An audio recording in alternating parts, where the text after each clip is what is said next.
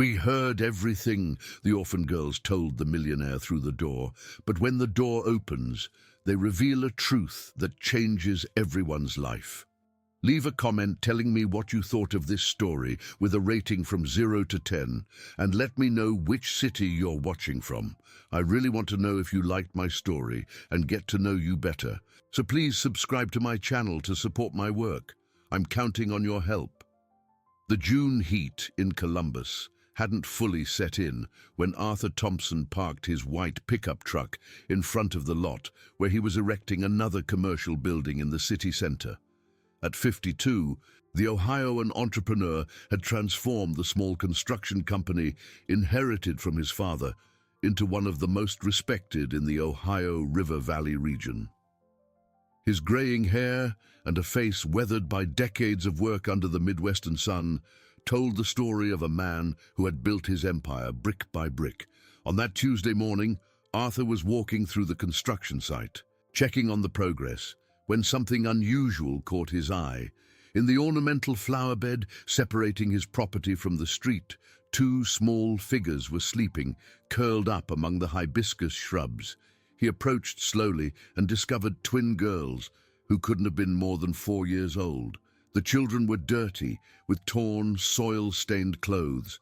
Their brown hair was tangled, and their thin little faces showed clear signs of malnutrition. Even in their sleep, they seemed alert, like small wild animals ready to flee at the slightest sign of danger. Arthur felt a pang in his chest as he took in the scene. He said softly, crouching near them, telling the girls to wake up. The first to open her eyes was Emily, who immediately nudged her sister. Sophie woke with a start, and both scrambled to their feet, ready to run. Their large, dark eyes studied Arthur with a mixture of fear and curiosity. Arthur continued, keeping his voice calm, telling them not to be afraid. He introduced himself as Arthur and asked for their names. Emily, positioning herself protectively in front of her sister, replied that she was Emily, and the other was Sophie. Insisting they were twins and had done nothing wrong, Arthur, touched by the child's precocious maturity, reassured them that of course they hadn't. He asked if they were hungry and where their parents were. The girls exchanged a look heavy with meaning. It was Sophie, the shyer one, who finally murmured that they didn't have a mommy or a daddy, that they had gone away to heaven when they were babies. Arthur's heart tightened even more. During his 25 years at the helm of the construction company, he had seen much poverty and need, but he had never encountered a situation as direct and touching as this. He looked at the two children and saw in their eyes a sharp intelligence, a product of the need to survive on the streets. He made a decision that would change everything, suggesting they come with him to take a bath and eat something. He explained that his house was large and his wife, Victoria, could look after them while they found a proper place for them to stay. Emily studied the man's face. At 4 years old, she had already developed the ability to read people, an essential skill for surviving on the streets of Columbus. She saw genuine kindness in Arthur's eyes, but she also perceived something else, a deep loneliness she recognized, for it was similar to her own. Emily asked if he promised not to hurt them, holding her sister's hand tightly. Arthur promised sincerely, adding that they would have food, a warm place to sleep, and clean clothes. The twins agreed to go with him, and Arthur helped them into his pickup. During the drive to his mansion in the Westwood suburb, he watched in the rearview mirror as the girls absorbed every detail of the city passing by the window. He noticed them whispering, as if they were hatching a plan or sharing important observations. Arthur's house was an imposing 2-story structure with manicured gardens and a pool out back. When they arrived, Victoria was on the porch tending to her orchids, an activity that occupied most of her mornings. At 38, she maintained a cold, calculated beauty, always impeccably dressed and made up, even just to stay at home. Victoria asked what on earth this was, pulling off her gardening gloves as she saw her husband approach with the 2 dirty children.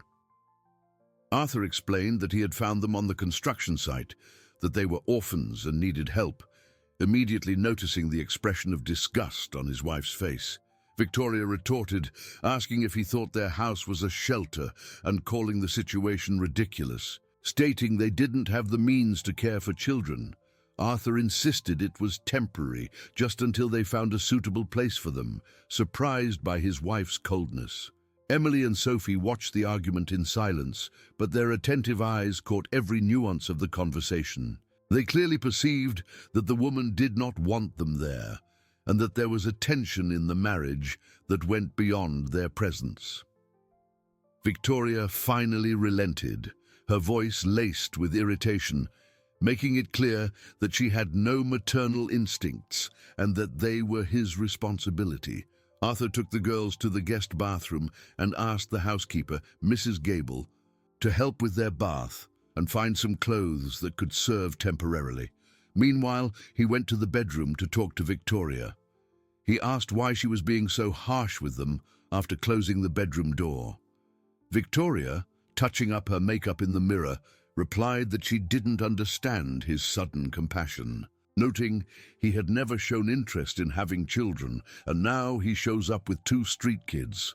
Arthur insisted they were just 2 girls who needed help, and that it wouldn't cost anything to give them a roof and food for a few days. Victoria sighed dramatically, calling Arthur a dreamer. She warned him that these street children were different, that they learned to lie and steal to survive, and told him not to trust them blindly. After their bath, dressed in large T-shirts of Arthur's that Mrs. Gable had fashioned into dresses, Emily and Sophie sat at the kitchen table to eat. It was the first decent meal they'd had in days, and they ate slowly, savoring each bite as if it were their last. During lunch, Arthur observed how polite and observant the girls were. They thanked him for everything, remained quiet, and their eyes constantly scanned the room, as if mapping out every corner of the house. It was behavior he recognized as the result of a life of uncertainty. Victoria appeared in the kitchen to announce she needed to go downtown that afternoon for a dermatologist appointment.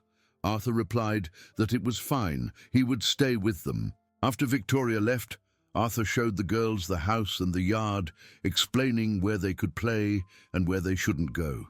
He noticed they paid special attention to his office, where he kept important company documents. He told them they could watch television in the living room or play in the yard, but not to touch the things in the office. They replied in unison that they wouldn't. That afternoon, while Arthur worked on his projects, the twins silently explored the house. Their ability to move without making a sound was impressive, a result of months living on the streets where silence often meant safety. They noticed that Victoria had left her bedroom door ajar and that papers were scattered on the bed. When Victoria returned, she found the girls watching cartoons on television, seemingly distracted. But Emily had committed to memory every detail of the woman's room, including a small safe behind the dresser and a folder with Richard Davies, attorney, written on the cover. That evening, during dinner, Arthur announced that he would need to travel to Chicago the next morning for an important meeting with investors. He said it would only be for a day and he'd be back the following night.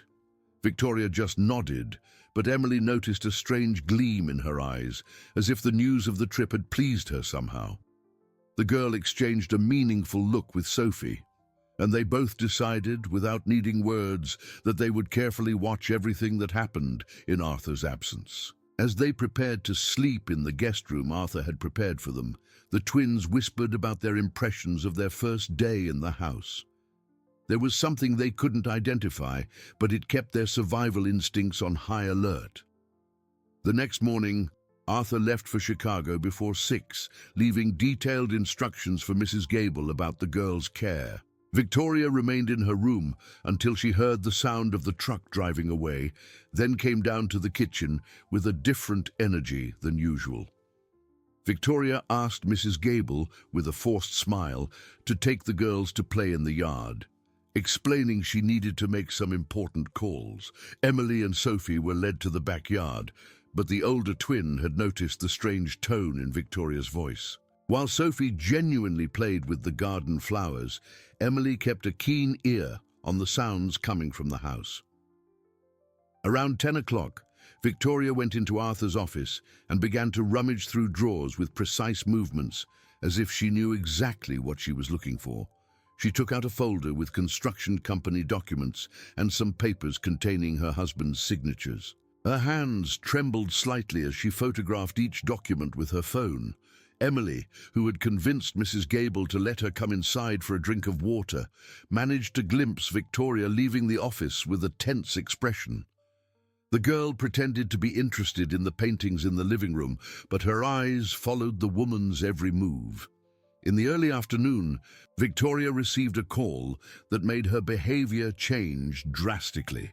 She spoke in a low voice, but Emily had learned on the streets to sharpen her ears to catch important conversations.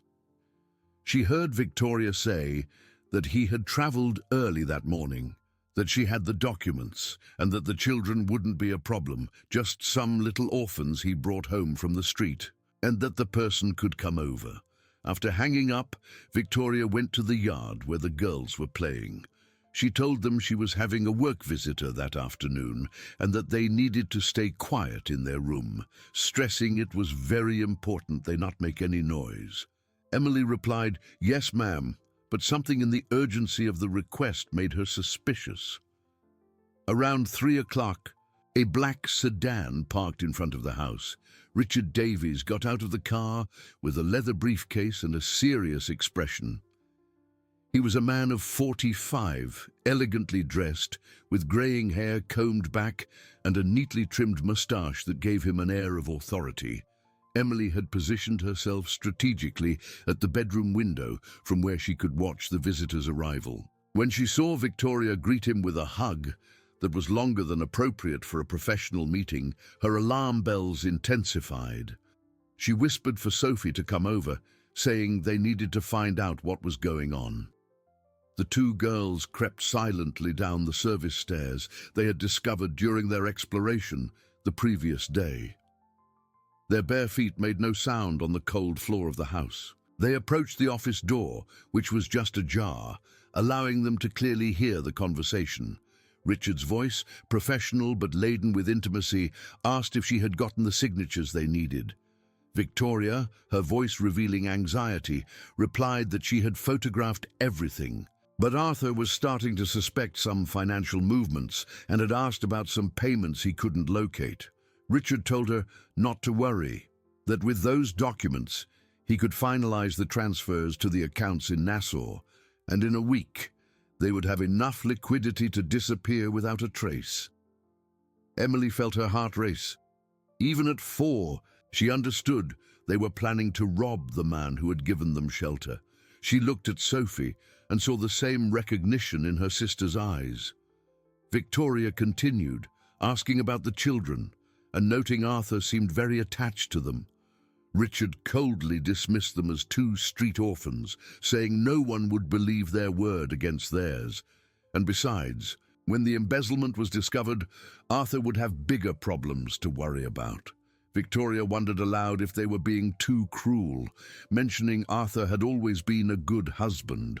Richard told her it was no time for sentimentality, reminding her that she herself had said she wanted a different life, far from this provincial countryside, and that the construction company's money was their chance to start over in another country. The conversation continued with details about bank accounts, international transfers, and deadlines for executing the plan. Emily memorized every word, every name mentioned, every important date. Her young mind, sharpened by the need for survival, processed the information like a natural recorder. When they heard footsteps approaching the door, the girls quickly moved away and ran back to their room. Emily was visibly agitated, pacing the small space. Sophie, using the affectionate nickname she had for her sister, asked what they were going to do.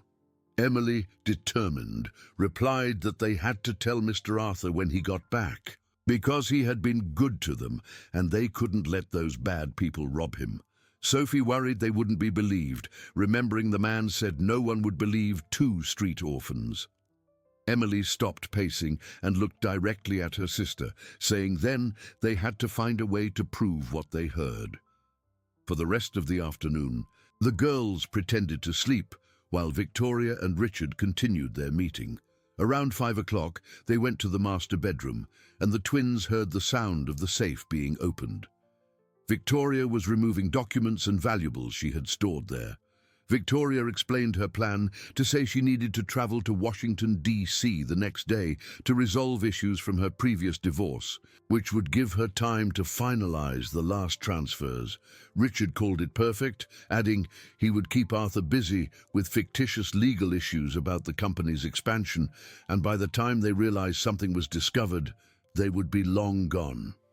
Richard left the house around 6 o'clock, but not before kissing Victoria in a way that made it clear they were much more than business partners.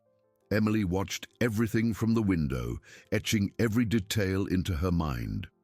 During dinner, Victoria was strangely kind to the girls, offering them dessert and asking about their tastes and preferences. But Emily saw the falseness behind every smile, every affectionate gesture. Victoria told the girls that when Arthur returned the next day, they could tell him how well-behaved they had been, sure that he would be very proud. Emily, with a sincerity Victoria misinterpreted, replied, "Yes, ma'am, we'll tell him everything."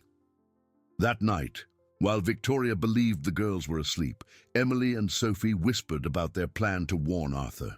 They knew they would need more than words to convince him of the betrayal being plotted. Emily asked if Sophie remembered the folder they saw in her room, suggesting that if they could get some papers from it, they could show them to Mr. Arthur. Sophie worried it was too dangerous, that she might find out. Emily insisted they had to try, because the man had saved them from the street, and now it was their turn to save him. The two girls waited until they heard Victoria's soft snores coming from the master bedroom. Then, silently, they left their room and moved down the dark hallway. The master bedroom door was ajar, and they could see Victoria sleeping soundly. Emily entered first, moving like a shadow toward the dresser where she had seen the folder the day before. Her small fingers found several documents with Richard's name and bank account numbers jotted in the margins. She took only 2 sheets, the ones that seemed most important, and hid them inside her nightgown. When they returned to their room, the girls examined the papers in the moonlight filtering through the window. They couldn't read everything, but they recognized large numbers and Arthur's signature on one of the documents. It was the evidence they needed. Emily said that tomorrow, when Mr. Arthur arrived, they would give everything to him, carefully hiding the papers under the mattress. The next morning, Victoria woke earlier than usual and went to check her documents. When she discovered 2 sheets were missing, her face paled. She ran to the girls' room and found them dressing calmly, as if nothing had happened. Victoria, trying to control her voice, asked if they had touched her things. Emily, with the innocence of someone who had learned to lie to survive, replied no, that they had slept all night. Victoria watched them suspiciously, but she wasn't sure if the children were capable of such a scheme. She decided to accelerate her plans and immediately called Richard. Arthur returned from Chicago late Thursday afternoon with a worried expression. The meeting with the investors had not gone as expected, and some inconsistencies in the company's financial reports were beginning to form a disturbing pattern. Throughout the return trip, he mulled over the numbers that didn't add up and the investors' questions about transfers he didn't remember authorizing. When he entered the house, he found the girls waiting for him in the living room, visibly agitated. Victoria was in the kitchen preparing dinner, humming a tune with unusual cheerfulness, but there was a palpable tension in the air that Arthur couldn't identify. Sophie cried out that Daddy Arthur was home, running to hug him. The word "daddy" slipped out naturally, surprising everyone, including herself. Emily approached with more calculated steps, her large eyes filled with urgency. She told Mr. Arthur they needed to talk to him, that it was very important. Arthur told them, of course, but to let him just greet Victoria and take a shower, and they could talk afterwards. Emily exclaimed with an intensity that made Arthur stop immediately, that it had to be now, before she came in. Something in the girl's desperate tone alerted all of Arthur's instincts. He crouched down to their level and noticed they were both trembling slightly, as if they were terrified. He agreed, saying they would talk in the office, and led them into the room. Closing the door behind them, Emily burst out, the words tumbling over each other, that they heard everything, that Mrs. Victoria and a man were planning to rob him. Arthur felt as if he had been punched in the gut. He asked what she meant. What man? Emily explained it was a man named Richard, that they were there yesterday when he was away, talking in the office about transferring his company's money to other places, and that they had heard everything hidden behind the door. Sophie nodded vigorously, adding it was true, that they talked about accounts in a place called Nassau, and about disappearing without a trace. Arthur felt the world spin.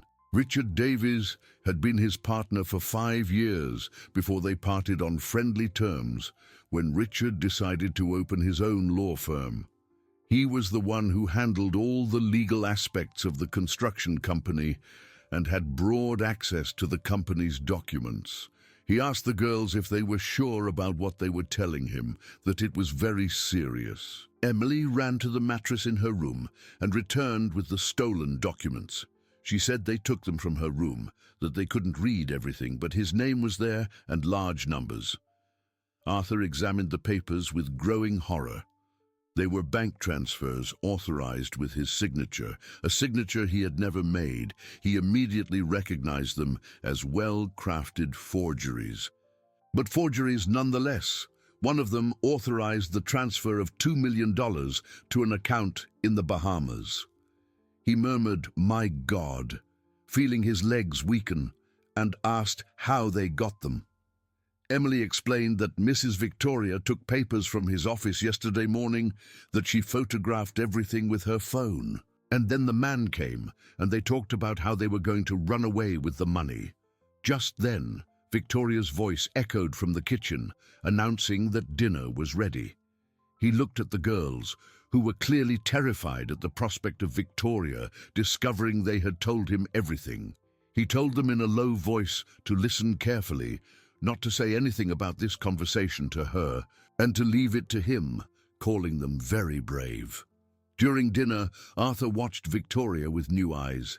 Every smile, every affectionate gesture toward the girls, every casual comment about his day in Chicago, it all seemed rehearsed and fake. She was playing the role of the devoted wife while planning to destroy his life. Victoria asked how the meeting with the investors went as she delicately cut her roast chicken. Arthur replied that it was productive, fighting to keep his voice normal, mentioning some questions about their financial processes, but nothing that couldn't be clarified. Victoria choked slightly on her water, asking what kind of questions. Arthur explained they were about transfers found in the reports, large sums moved recently, and that they wanted additional documentation. Victoria's face visibly paled, but she quickly composed herself, saying she was sure Richard could clear everything up, as he had always been very meticulous with the paperwork. Arthur repeated Richard's name, testing her reaction, saying it had been a while since he'd seen him and asking how he was doing. Victoria lied, claiming she wouldn't know, and that they hadn't had contact since he left the company, avoiding eye contact with her husband. Emily and Sophie ate in silence, observing every nuance of the conversation. They could feel the growing tension between the adults and knew they had triggered something irreversible. After dinner, Victoria announced she needed to travel to Washington, D.C. the next morning to resolve bureaucratic issues related to her previous divorce. It was exactly what the girls had heard her planning with Richard. Arthur asked if it was urgent. Victoria replied that unfortunately it was, claiming her ex-husband was creating difficulties with the division of assets, and that the lawyer said if she didn't appear in person the next day, she could lose important rights. Arthur nodded, but mentally he was connecting all the dots. The sudden trip, the forged documents, her nervousness during dinner, it all confirmed the girl's story. That night, after Victoria fell asleep, Arthur discreetly called his accountant, Anthony Fisher, a trusted man he had known for 15 years. He apologized for calling so late, but said he needed him to urgently check all the movements in the company's main account for the last 3 months. Speaking in a low voice from his office, Anthony asked if there was a problem. Arthur replied that he suspected there might have been irregularities and needed a detailed report by the next morning, adding not to mention this to anyone yet. Meanwhile, in their room, Emily was comforting a quietly crying Sophie. The younger girl was afraid that Victoria would find out they had stolen the documents and take revenge on them. Emily told her not to cry, that Mr. Arthur would protect them, that he was a good man, not like the bad people they met on the street. Sophie worried she might hurt them before he could do anything. Emily reassured her, reminding her that she was traveling tomorrow, and by the time she returned, Mr. Arthur would have sorted everything out.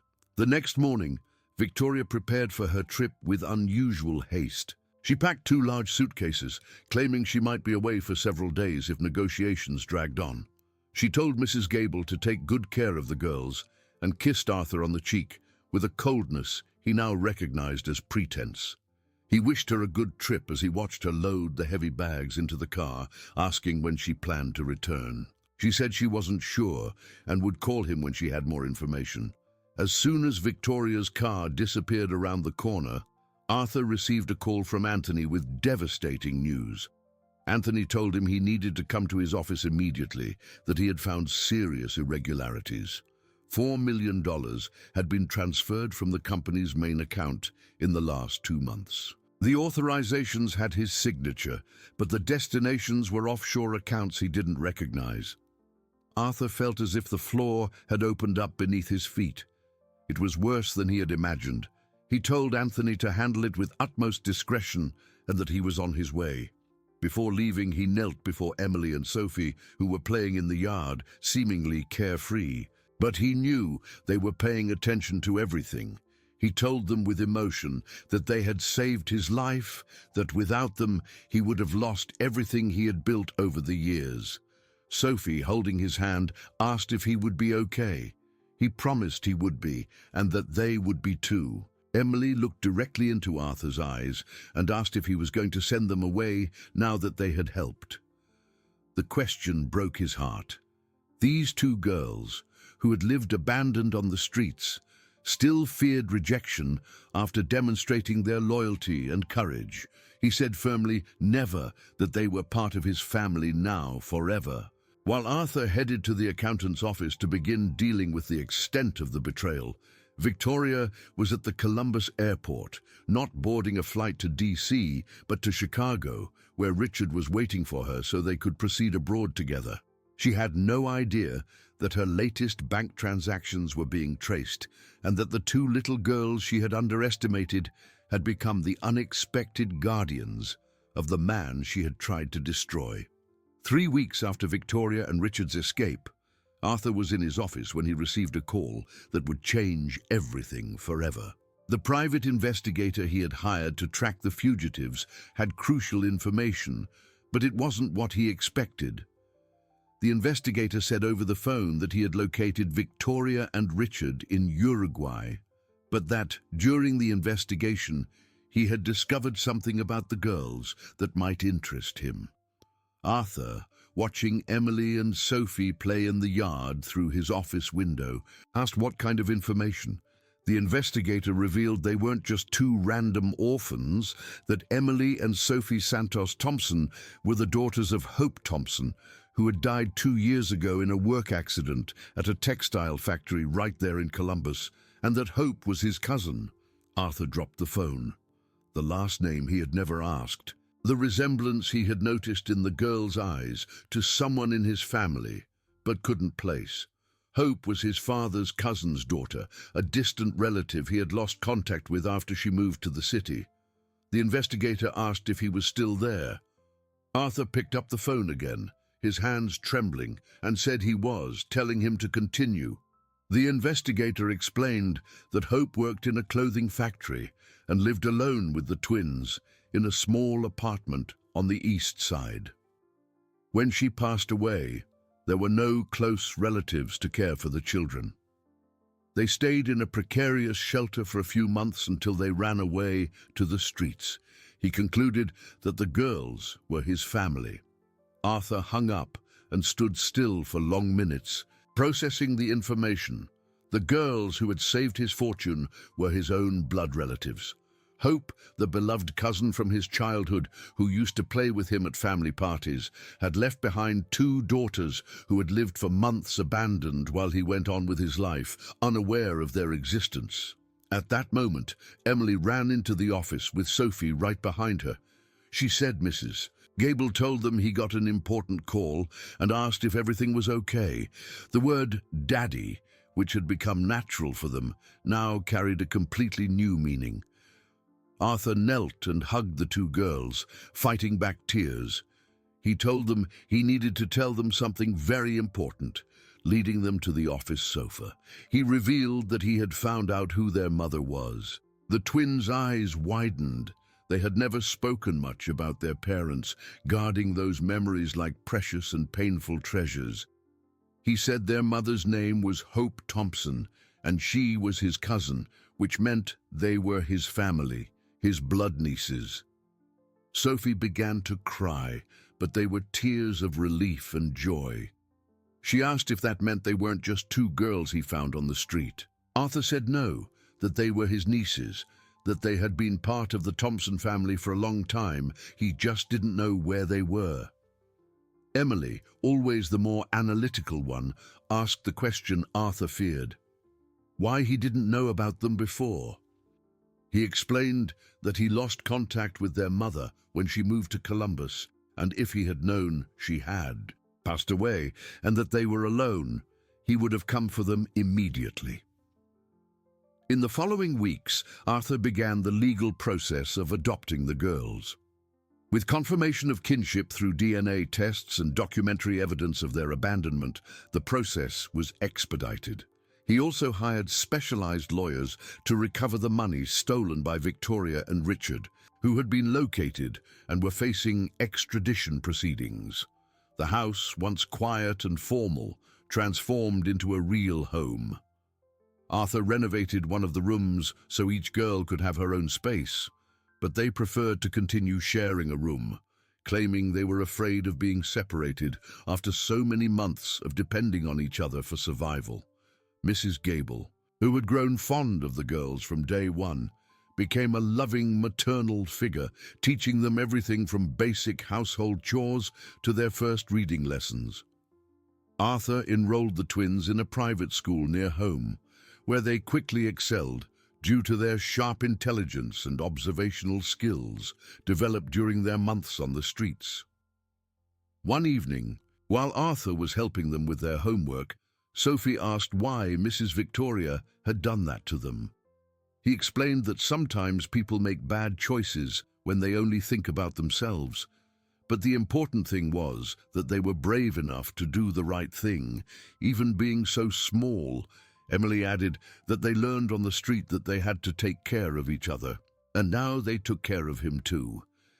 6 months after the official adoption, Arthur received a call from the FBI informing him that Victoria and Richard had been arrested in Uruguay and that a large part of the stolen money would be recovered. The 2 would face trial in the United States for fraud and conspiracy. When Arthur shared the news during dinner, Emily asked what would happen to them. He explained they would have to answer for the crimes they committed, but the most important thing was that their family was safe and united. Sophie wanted to know if they would get all the money back. Arthur said most of it and asked if they knew what he was going to do with that money. The girls shook their heads. He announced he was going to create a foundation to help other orphan children in Columbus, children who were going through what they had gone through. Emily and Sophie smiled, understanding that their painful experience could be transformed into something that would help other children in similar situations. That Christmas, Arthur organized a large family reunion, inviting all the relatives he had lost contact with over the years. He wanted Emily and Sophie to meet their extended family and fully understand their roots. During Christmas dinner, as he watched the girls play with their cousins and be spoiled by the aunts and uncles they had just met, Arthur reflected on how his life had completely changed. He had lost a wife he discovered to be false, but had gained 2 true daughters. He had almost lost his company, but had strengthened his values and priorities. Emily approached him on the porch where he was watching the party and asked what he was thinking about. He replied, hugging the girl, that he was thinking about how lucky he was, that if he hadn't found them in that flower bed, his life would still be empty and he probably would have lost everything. Emily said it wasn't luck, that her mum always said families find each other when they need each other most, that they needed a daddy and he needed them. Sophie joined the hug, adding that now they were a real family forever. Arthur looked up at the starry December sky and silently thanked his cousin Hope for raising 2 such special girls, and for having allowed somehow for them to reach him at the exact moment they all needed each other. That night, when the girls finally fell asleep after a day of games and gifts, Arthur went into their room to make sure they were tucked in. He found them sleeping in an embrace, as they did every night since they arrived at his house. On the nightstand, he saw a drawing Emily had made at school, a house with 3 figures in front, a tall man and 2 small girls, all smiling under a bright yellow sun. At the top of the paper, in the still unsteady handwriting of a 5-year-old, was written, "My family." Arthur smiled, gently kissed both girls on the forehead, and whispered, "Our family." Outside, the city of Columbus slept peacefully, but inside that house, 3 hearts beat in sync, united not only by the blood they had discovered they shared, but mainly by the love they had chosen to build together, transforming a tragedy into a miracle of unity and hope. If you enjoyed this story, please subscribe to my channel. I promise to bring you videos every day that will make your life happier. Let me know what you thought of my story by giving it a rating from 0 to 10, and thank you so much.